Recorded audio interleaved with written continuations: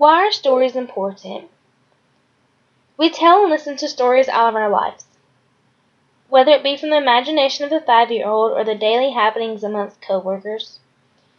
We are wired for these stories and respond to them, whether we're having a cup of coffee with our friends, watching our favorite series on TV, or laughing at the silly commercials during the Super Bowl. Life is all about stories.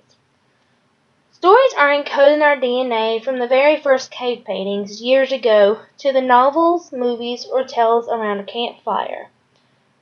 Science shows that something animate happens in our brains when we're being told a story.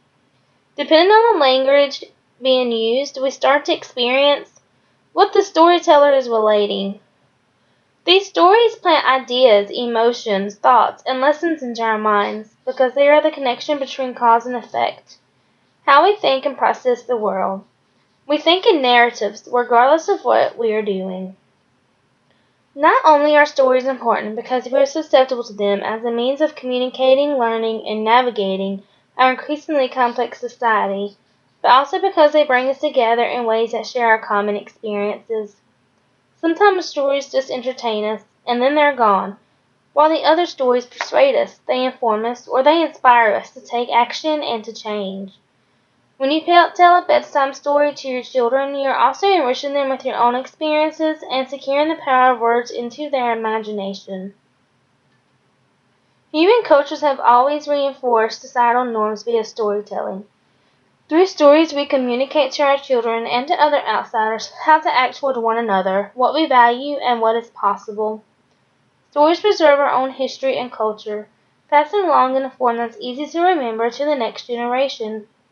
In our Dices Americana, we are left with the knowledge of other cultures and norms and the differences between them.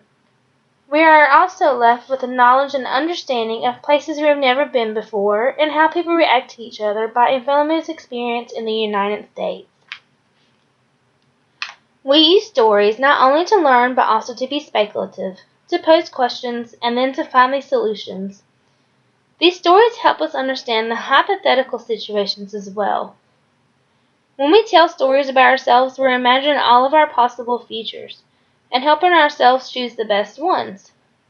Throughout Faulkner's A Rose for Emily, it is full of mystery and speculation from all the townspeople, which leads us to be speculative in return, as we are not given a clear answer to what happens.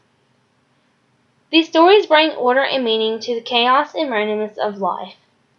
Greenberg's The Encyclopedia of Early Earth manages to create a messy and chaotic world, where a young man takes us on a journey from one end of the earth to the other through tales of his exploration.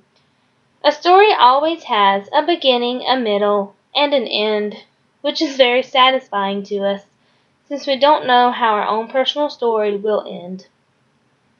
Richard Kearney, a professor in philosophy at Boston College, stated that telling stories is as basic to human beings as eating, more so in fact, for while food makes us live, stories are what makes our lives worth living. These stories connect us to one another. So even though we know that most of the time they are fiction, stories elicit powerful emotional responses in us. While we are immersed in a story, we can see the world through someone else's eyes. We can know what it's like to be an outsider, such as in Felimu in Americana and Emily in Faulkner's A Rose for Emily.